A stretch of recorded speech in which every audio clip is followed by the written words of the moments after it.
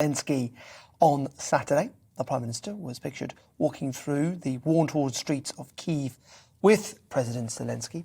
Boris Johnson was greeted warmly by citizens there who thanked him and indeed all of us for their efforts in attempting to combat Russian aggression. It comes as British and American intelligence are now warning that a Russian assault in the Donbass region is imminent and that further bloodshed is inevitable. Well, joining me now from Kyiv to discuss all of this is the Ukrainian Member of Parliament, Kira Rudik, who is, as you can see, in the Ukrainian capital. Kira, thank you very much indeed for joining us. Just how important do you think it was, and we saw Ursula von der Leyen, the EU Commission President, in Ukraine on Friday, that Western leaders are prepared to go to Ukraine in a show of solidarity?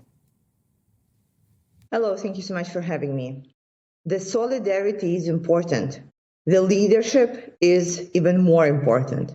So we applaud to the visits of the leaders, and we consider them very uplifting for Ukrainian people.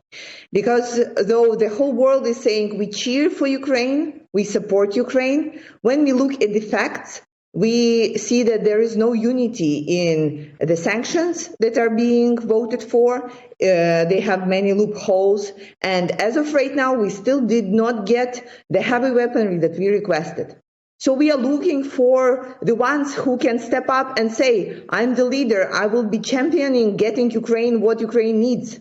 And we see Premier Boris Johnson and we see Ursula von der Leyen, we see them being those leaders, being those champions of united support to Ukraine. So the results of Boris Johnson's visit is Ukraine is getting more armored vehicles and we are getting more weapons. And this is great. But what we need is somebody to get the European countries on this to the same track. Because as I said, for the last month, European countries have paid Russia $35 billion for gas and oil. The total aid of the whole world to Ukraine is less than $1 billion. So like when we are talking about weight, like who is supporting who then? Because with this amount of cash going in, Russia will be able to afford one or more or two more wars at this rate. And the whole world will be supporting Ukraine and cheering for us. But without the real effective sanctions, it will be just looking how we are getting killed and watching the bloodshed that happened in Bucha, that happened in Borodyanka, and that is going to happen in Donbass right now.